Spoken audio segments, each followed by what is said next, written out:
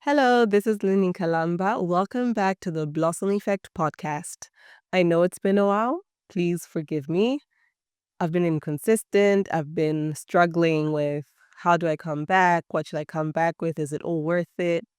But this video is as much of great value to you as much as it is to me, because today we're talking about discipline. So one thing that I have been rebuked of the past probably month, but I'll say probably longer, is the fact that most times as an individual, it's not that you lack discipline, but it's that you lack a clear vision.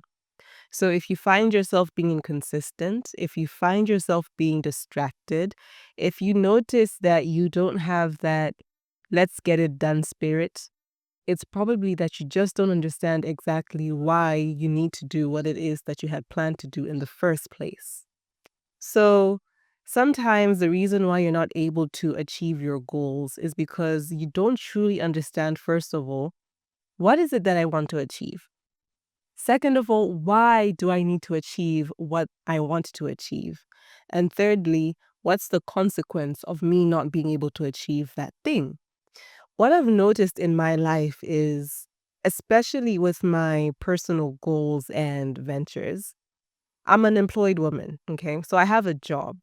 I have a job that pays me quite well. If I was to just live my life focusing on my career, I think I would be fine in life.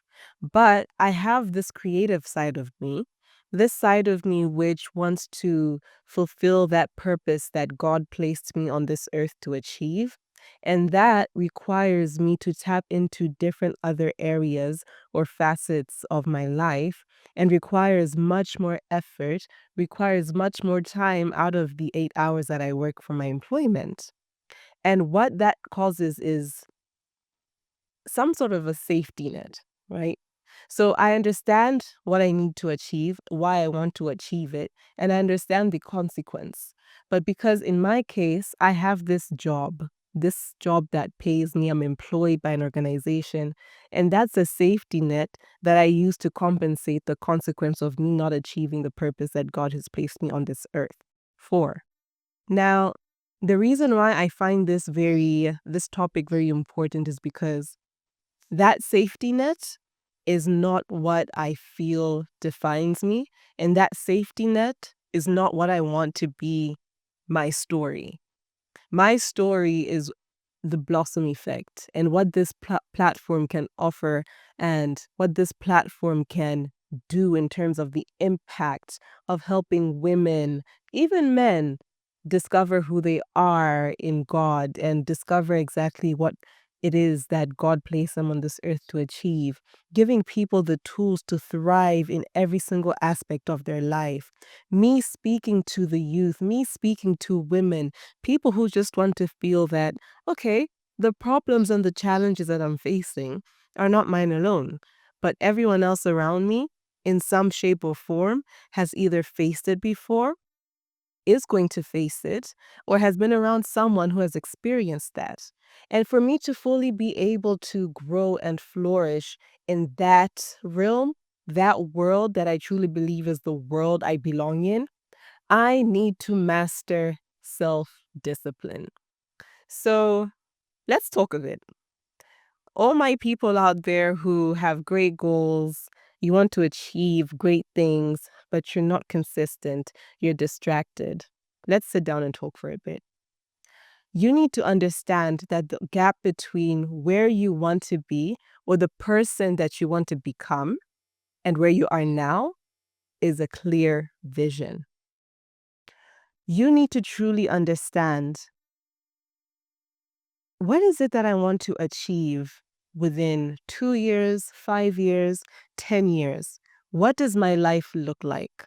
What does that person that I aspire to become do on a daily basis? Right?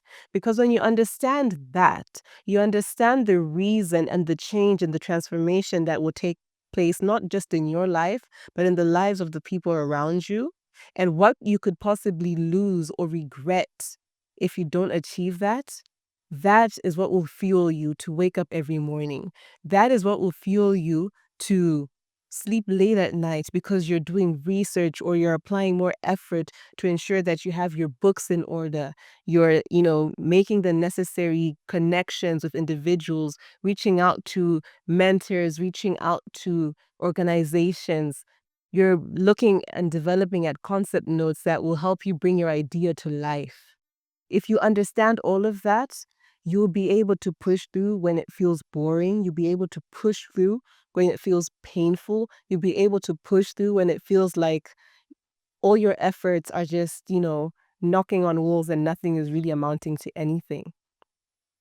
One thing that I have come to learn is that someone with a clear vision, right? Someone with a clear understanding of what they want to achieve and why is a master of their time. You're a master of your time. You're a master of the habits that you create for yourself. Because if you truly want to be, for instance, an example that I can use, if you want to become a CEO, for instance, right? Whether it's a CEO of a bank, if you want to start your own organization, your own company, and become a CEO of that, you need to have a daily routine that reflects that of a CEO. You cannot be a CEO if you wake up at 7, show up for work by 8:30 when you're supposed to be in by 7:30. During your day, you're doing the bare minimum because the bare minimum is what you're being paid for. If you truly want to be a CEO, you're going to wake up in a manner that will help you have power over your morning, right? You will conduct the things that take place during the course of the day. You will wake up at a good time. You will have time to sit down, plan out your day, set out your priorities for that day. You will seek opportunities, whether it's in your organization, your company, different projects or tasks that you can take on and lead because you know that those ventures are going to give you the experience, the mindset growth that you need to become a CEO. You will possibly ask your managers or CEOs if you could job shadow them because you're trying to learn the tools, the skills that you need to be someone who can lead an organization, someone who can be a visionary for others as well. You'll be an individual who will say, okay, instead of me scrolling on Instagram for 45 minutes, maybe I could read a book for 15 minutes. I could listen to a podcast that can teach me about how to start up this particular company organization that I want to start up. You need to be able to replicate the habits that the individuals who inspire you, the individuals who you put on your vision board, the habits that they have. So let's sit down, have some personal time for yourself. Sit down, close your eyes, ask God if you truly believe that nagging feeling, that tugging feeling in your heart is the purpose that God wants you to achieve. Ask Him to confirm it to you, give you that clarity, and write it down.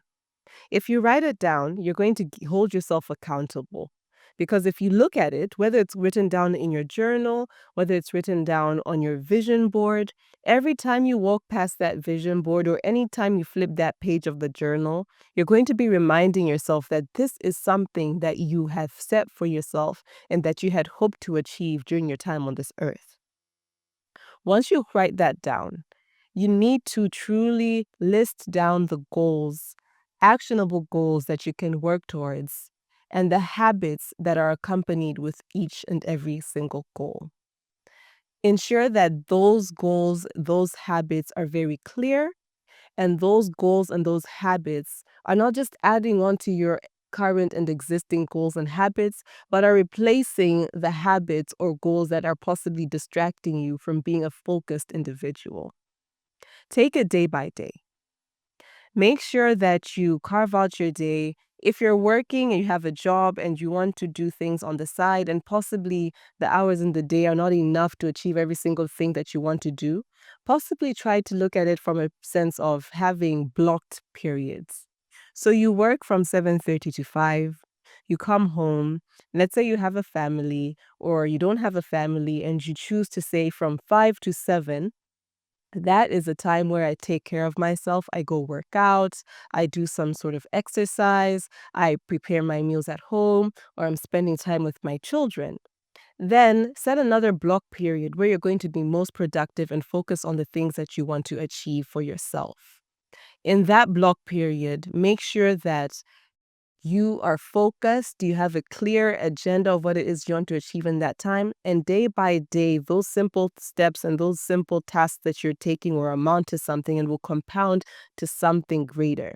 If you're putting yourself out there and you're practicing these habits of an individual who wants to aspire to become a founder, a CEO of a company, you will start to open yourself up for opportunities that will help you to exercise and get a step closer to achieving that goal.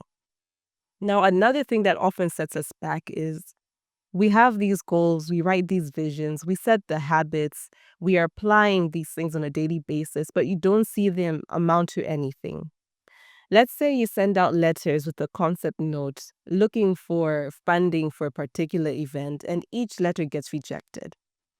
Or you're applying to different schools for scholarships and you still haven't been accepted for anything. It's very easy for you to feel distraught and to feel like, let me just throw in the towel. This is not going to work. Maybe I didn't quite understand exactly what God wanted me to do, but if I'm getting all these rejections, then this is possibly not what God wants me to achieve. And you can easily decide to sit back in a slump and not work towards that and just be in a safe and comfortable zone.